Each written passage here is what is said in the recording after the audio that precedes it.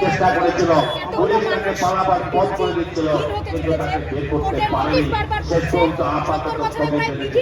আগামী 14 তারিখে তারা ডিআরএম-এর কাছে যাবে। একভাবে তারা শ্যামনগর স্টেশনের কাছে উচ্ছেদের নোটিশ দিয়েছে। একইভাবে তারা আমাদের এখানে নোটিশ দিয়েছে। সর্বত্র তারা উন্নয়নের নামে এই করে পরিবার তাহলে 35,000 লোক এখানে দাঁড়াচ্ছে। দিতে চাইছে। তাদের সঙ্গে আরো 2 বা 3 করে লোক ধরে তো লক্ষাধিক লোক বেরিয়ে যাচ্ছে এখানে। তো আমরা বারবার এই যে আন্দোলন হচ্ছে, আমাদের বারবার কোর্ট নোটিশ পাঠাচ্ছে, ডিএম থেকে নোটিশ আসছে, আরপিএফ থেকে আসছে, সবার থেকে আসছে। এটা মূলত রাজ্য সরকার হোক বা কেন্দ্র সরকার হোক, কারোর কি চোখে পড়ছে না যেখানে লক্ষাধিক লোক আছে, এই লক্ষাধিকের এই যে একটা দোকানপাট যদি ভেঙে যায়, 600 দোকান, এরা 600 দোকান হিসাবে দেখছে, এরা পরিবার দেখছে না যে 600 দোকানের সাথে প্রায় 40,000-50,000 লোক জড়িয়ে আছে, তাদের কি হবে?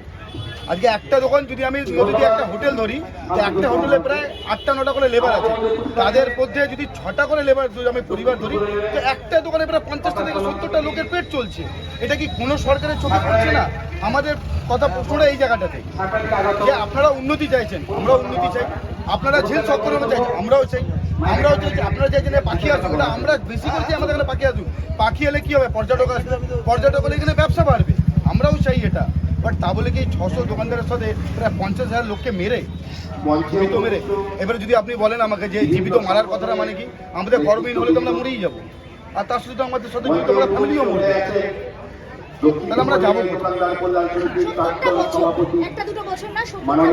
প্রায় 2 থেকে 3টে জেনারেশন চলে গেছে।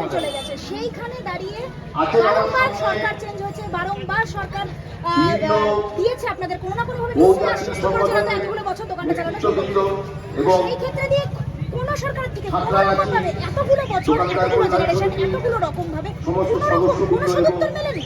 আমরা পাচ্ছি না বলে আজকে আমরা যৌথ মিটিং রেখেছি এবং আমাদের এখানে সর্বধর্মীয় পার্টির লোকেরা এসেছে, অনেকে মানে বিশিষ্ট সমাজকর্মীরাও এসেছে, আমাদের পাশে দাঁড়িয়েছে। ঠিক আছে, আমাদের প্রশ্নই একটা জায়গায় যে কোনো সরকারের চোখে কি আমরা পড়ছি না? আমরা ভারতবর্ষের নাগরিক নেই, না আমাদের আধার কার্ড বা ভোটার কার্ড নেই, কোনটা? আমরা কি বাইরের দেশ থেকে এসেছি? বলে আমাদের প্রায় 3টে জেনারেশন এখানে দোকানদারি চলছে। আমার বাপ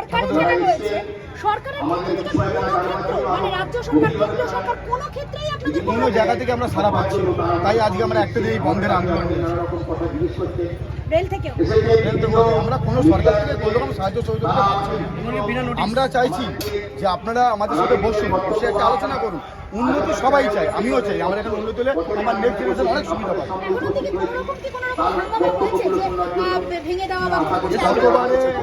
গতবারে ভাঙতে এসেছিলাম, ঠিক আছে, বাট আমরা এইভাবে একটা বিক্ষোভ মিছিল করে আটকে দেওয়া হয়েছে। সব থেকে বড় কথা হচ্ছে মানে আমাদের যে গণতান্ত্রিক অধিকার মানে সেটা আমরা হারিয়ে ফেলেছি। সে কেন্দ্র সরকার হোক বা রাজ্য সরকার হোক, ওনারা ভেবে নিয়েছেন যে আমাদের আমরা মানুষ হিসেবে ভারতীয়, আমাদের কোনো গণতান্ত্রিক অধিকার নেই। কারণ আমার দোকান উচ্ছেদ করতে আসছে আমি জানি